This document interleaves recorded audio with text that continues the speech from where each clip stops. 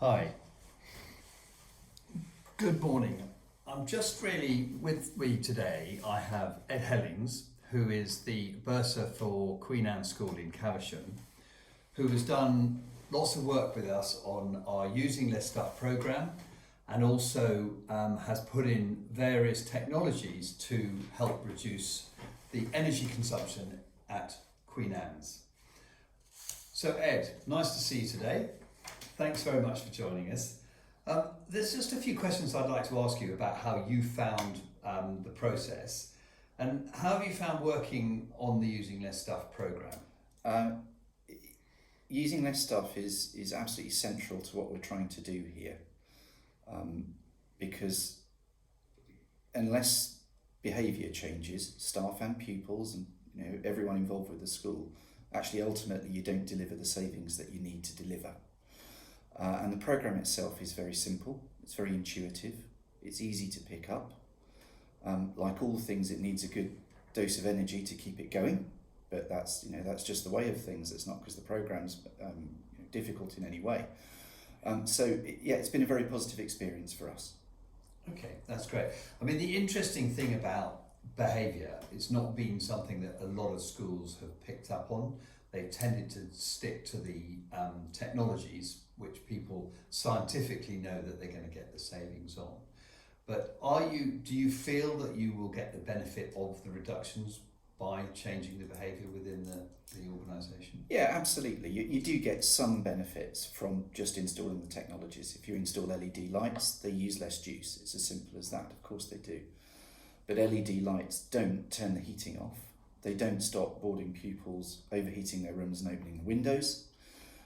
They don't stop pupils and staff sometimes taking too much food from the restaurant and not eating it. And there's a whole raft of other areas in which it's just about human behaviour, really.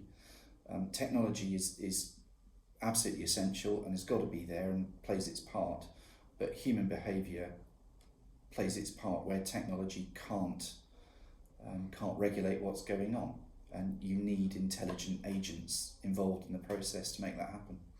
And it's interesting because I know that historically you tried to do this internally within the school and found the traction was quite difficult, and there seemed to be, by having an outsiders coming in and talking about it, it seemed to have a better traction. Was that the case? Yeah, I think so. I mean, like most schools, I guess we've got an eco committee, we've got a food committee.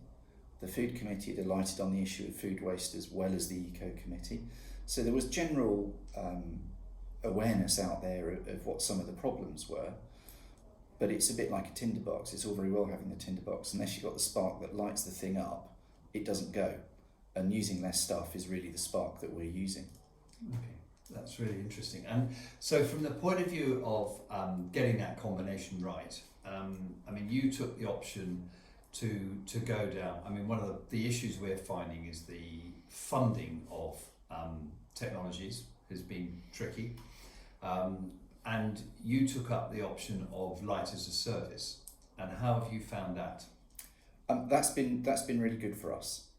So we haven't yet done the whole school, but we have got plans to do the whole school with LED lights.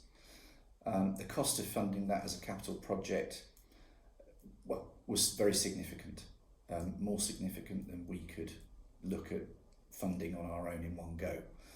And the option came up of the light as a service contract, whereby the cost of the lights is paid for out of the savings.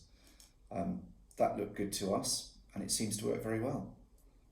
Okay, and it is an interesting concept because, of course, the other area that's quite interesting is that we've managed to add on the emergency light side of it, which now means that you don't need to do your monthly testing. It can be done from a platform, a dashboard, which allows you to know when the lights are not working. Yeah, that was another one that you seem to feel was a good. Absolutely, it's going to save us time and money and hassle, and that's all to the good. The other thing I was quite interested to touch on was the issue of solar, because we just had a discussion just now about how you had planned solar to go in over the next 2 or 3 years. and then you've changed that round because of suddenly the opportunity and honestly with the energy prices. Yeah, absolutely. We laid out what you might call an eco or sustainability agenda, and that's got a number of elements in it. It's got elements around heating, it's got elements around lighting, around waste disposal, around food waste, all these things in classic areas that many bursars will already be aware of. In terms of timing, I had planned to do solar slightly later, but given the effect that the Ukrainian situation has had on energy prices, I've now brought that forward. So we've started that this summer, and I would hope that we'll continue it at a reasonable pace to reap the benefits, because there's no doubt that it's a decent payback period, decently short payback period.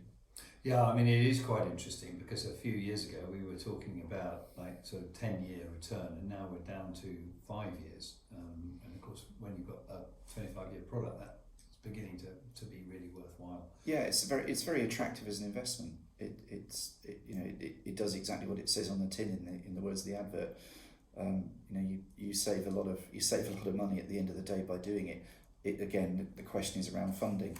In that case, we have got the capital funding available to put the first tranche of solar panels in, but again, funding it as a service is an option.